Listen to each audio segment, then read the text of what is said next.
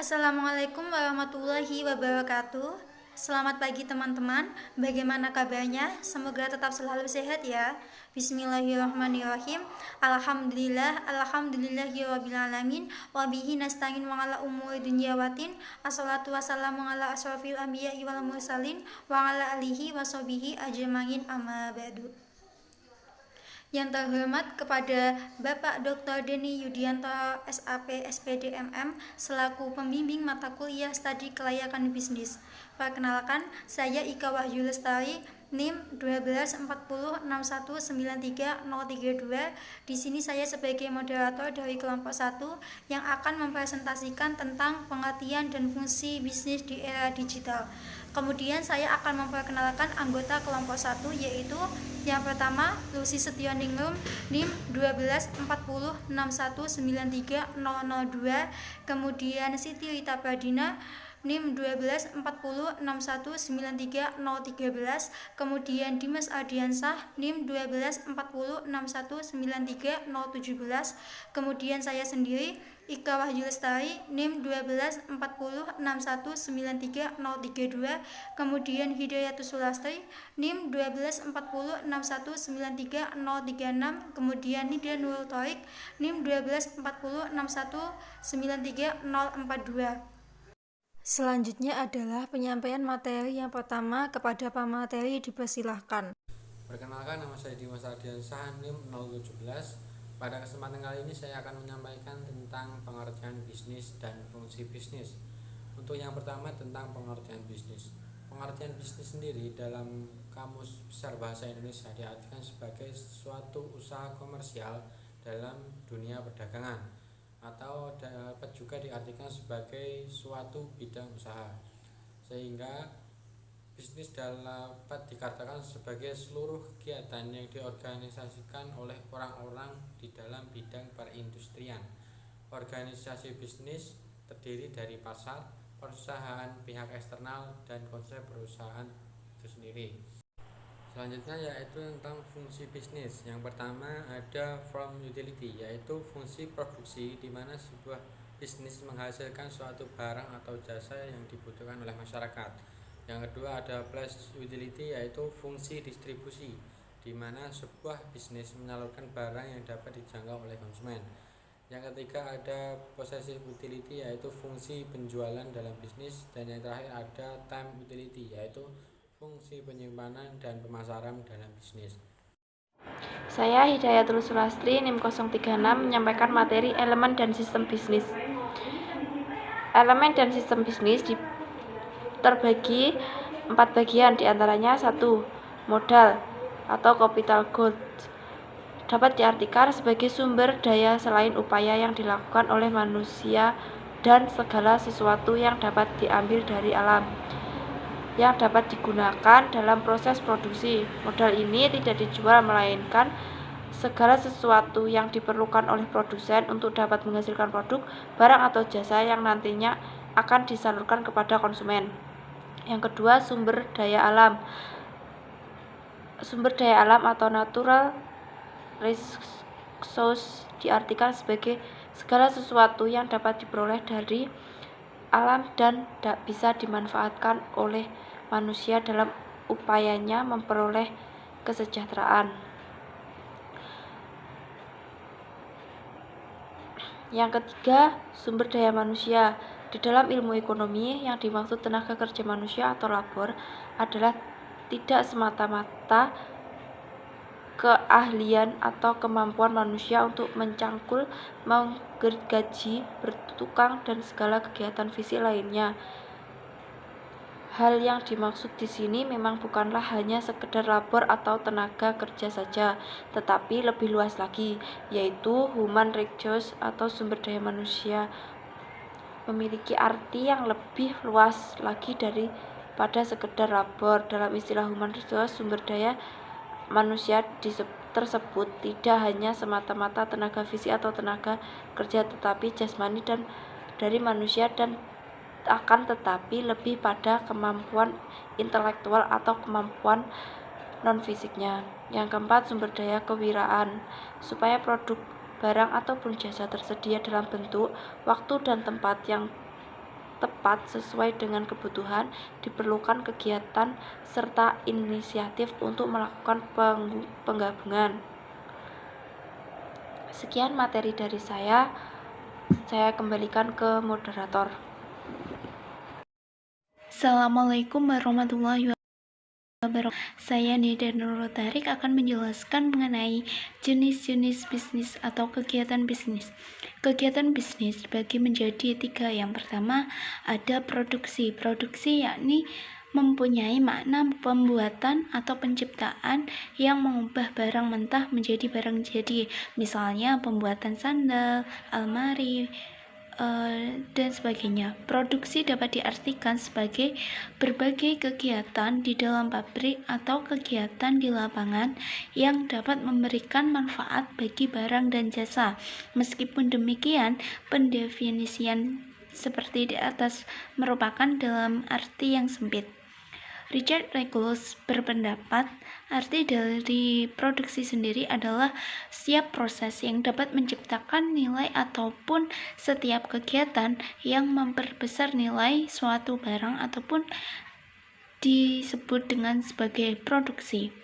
Kemudian ada yang namanya faktor-faktor dari produksi.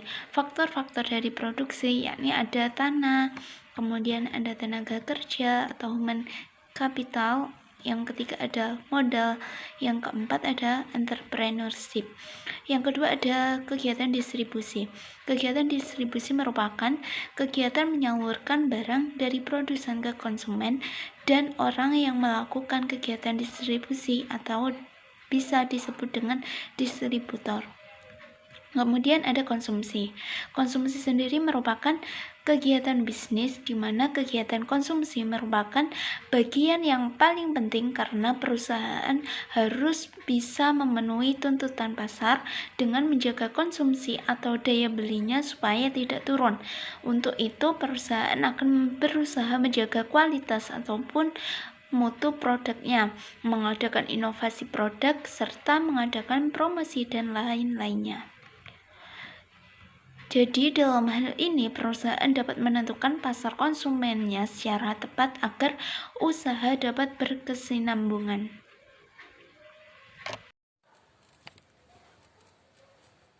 Assalamualaikum warahmatullahi wabarakatuh. Perkenalkan, nama saya Lucy Sotianingrum, NIM 12406193002. Saya di sini akan menjelaskan tentang karakteristik sistem bisnis. Karakteristik sistem bisnis terbagi menjadi 3. Yang pertama yaitu kompleksitas dan nilai keanekaragaman. Yang kedua ada ketergantungan dan yang ketiga ada inovasi. Yang pertama adalah kompleksitas dan ketergantungan. Sistem bisnis modern adalah suatu sistem yang sangat kompleks dan rumit, yang terdiri dari banyak sektor dan setiap sektor disusun secara kelompok-kelompok industri. Misalnya saja ada industri pengolahan logam, industri makanan dan minuman, industri pengolahan kayu, industri perbankan, industri fintech, dan lain sebagainya. Kompleksitas yang dihadapi oleh perusahaan-perusahaan yang go public maupun go internasional memiliki perbedaan dengan tantangan yang dihadapi oleh produk lokal. Selain menghadapi perbedaan dalam perilaku konsumen, perusahaan global maupun perusahaan lokal juga menghadapi kendala ekonomis, misalnya dalam penetapan tarif serta kuota ekspor dan impor oleh negara tujuan. Yang kedua ada nilai ketergantungan. Setiap perusahaan dalam operasinya selalu membutuhkan dan selalu dibutuhkan oleh perusahaan lain, karena prinsip perusahaan tidak dapat berdiri sendiri. Hasil yang diproduksi oleh perusahaan akan menjadi input bagi perusahaan lain, begitu juga sebaliknya. Maka dari itu perusahaan tidak dapat atau tidak bisa eksis atau terkenal tanpa bekerja sama dengan perusahaan lain. Yang ketiga ada inovasi. Inovasi sangat diperlukan terutama dalam menghadapi perubahan lingkungan. Perubahan dan inovasi bisnis mempunyai tujuan untuk memberikan kepuasan kepada pelanggan. Karena adanya perubahan lingkungan seperti pendapatan yang tetap, tren atau mode yang berubah, serta gaya hidup dan perkembangan teknologi yang semakin canggih. Alternatif yang bisa dilakukan oleh suatu perusahaan dalam menghadapi perubahan lingkungan bisnis yaitu dengan cara yang pertama, mengembangkan produk yang sudah dipasarkan, misalnya dalam segi kemasan, manfaat, dan bentuk pelayanan. Yang kedua yaitu menciptakan produk yang benar-benar baru. Masing-masing alternatif ini harus dipikirkan secara matang-matang oleh suatu perusahaan dalam menentukan dan harus melihat batasan-batasan yang dimiliki perusahaan, misalnya dalam hal teknologi, keterampilan, dan anggaran yang dimiliki oleh perusahaan. Sekian penyampaian materi dari saya. Terima kasih. Materi selanjutnya yaitu materi tentang tantangan bisnis di era digital. Era digital telah dimulai, maka berarti era perdagangan bebas pun juga telah dimulai. Pastinya akan banyak peluang dan tentu saja banyak tantangan bisnis yang akan dihadapi di era digital ini. Maka hal ini perlu disikapi dengan rasa optimis yang tinggi dan pantang menyerah. Sebuah bisnis bisa menyesuaikan diri dengan teknologi yang terus berkembang. Pemilik bisnis akan dituntut untuk terus belajar dan belajar. Memang terdengarnya akan menguras waktu dan tenaga, namun apabila berhasil nantinya akan sangat berpengaruh jalannya bisnis. Adapun alasan dari bisnis yang harus senantiasa mengadopsi kemajuan teknologi pertama yaitu kecepatan. Layaknya teknologi yang menuntut pemilik bisnis untuk adaptif, maka masyarakat saat ini pun menuntut produk dan layanan yang serba cepat serta praktis. Dan juga pemilik bisnis tidak dapat memenuhi keinginan ini. Konsekuensinya, bisnis akan ditinggalkan oleh konsumen secara perlahan. Pemilik bisnis dapat mengatasinya dengan berkolaborasi dengan teknologi yang akan ada saat ini. Bisnis yang dipadukan dengan teknologi dapat lebih berkembang lebih pesat karena mengikuti perkembangan pasar. Salah satu pemanfaatan teknologi yaitu otomatisasi dalam mengelola sumber daya perusahaan, seperti penggunaan aplikasi berbasis cloud dalam mengelola karyawan, aplikasi keuangan, dan juga aplikasi pengarsipan. Kedua yaitu sumber daya manusia. Teknologi sudah diadopsi dalam bisnis, namun masih ada beberapa pekerjaan lagi yang harus diselesaikan, yakni membuat sumber daya manusia yang dipekerjakan juga adaptif terhadap teknologi tersebut. Sebuah bisnis yang ingin berjalan secara profesional dan berkembang butuh untuk merekrut sumber daya manusia yang memiliki kemampuan yang sangat mencukupi. Selain itu, pemilik bisnis juga sebaiknya memberikan pelatihan sumber daya serta melakukan upgrade keilmuan secara berkala untuk menyesuaikan dengan perkembangan ilmu pengetahuan dan teknologi. Yang ketiga yaitu masyarakat yang senantiasa berubah.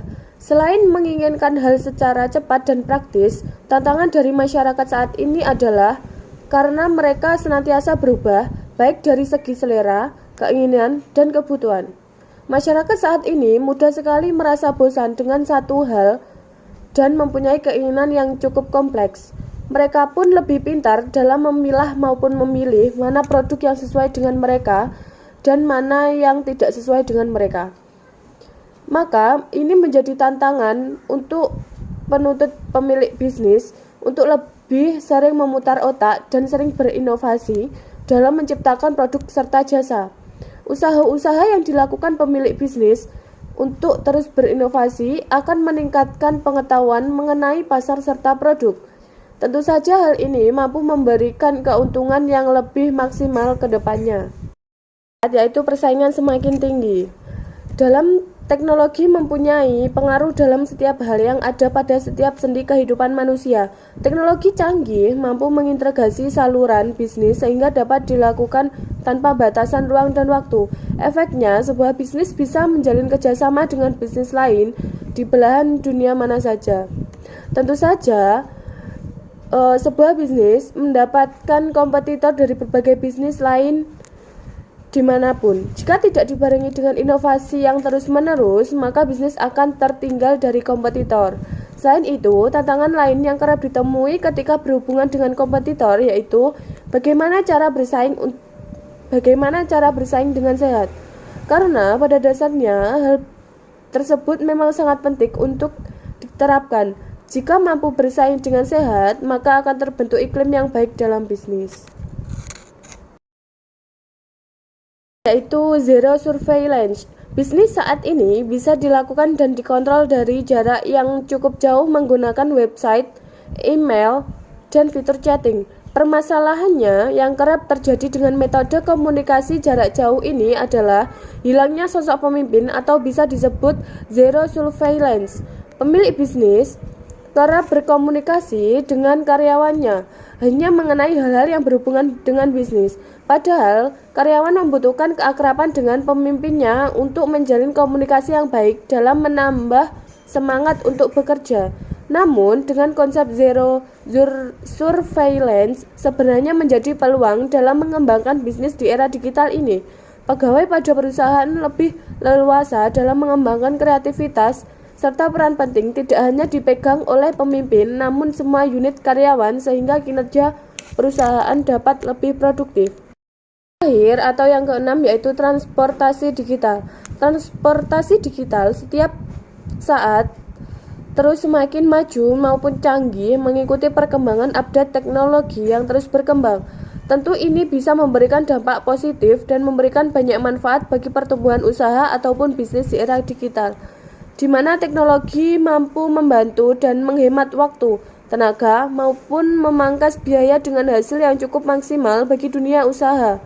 Namun, transportasi digital ini juga merupakan tantangan yang cukup berarti bagi dunia usaha apabila pelaku usaha tidak mampu untuk menjalankan atau mengikuti perubahan pola atau cara lama yang mungkin akan menimbulkan kekhawatiran bahkan kemungkinan gagal dalam menerapkan transportasi digital.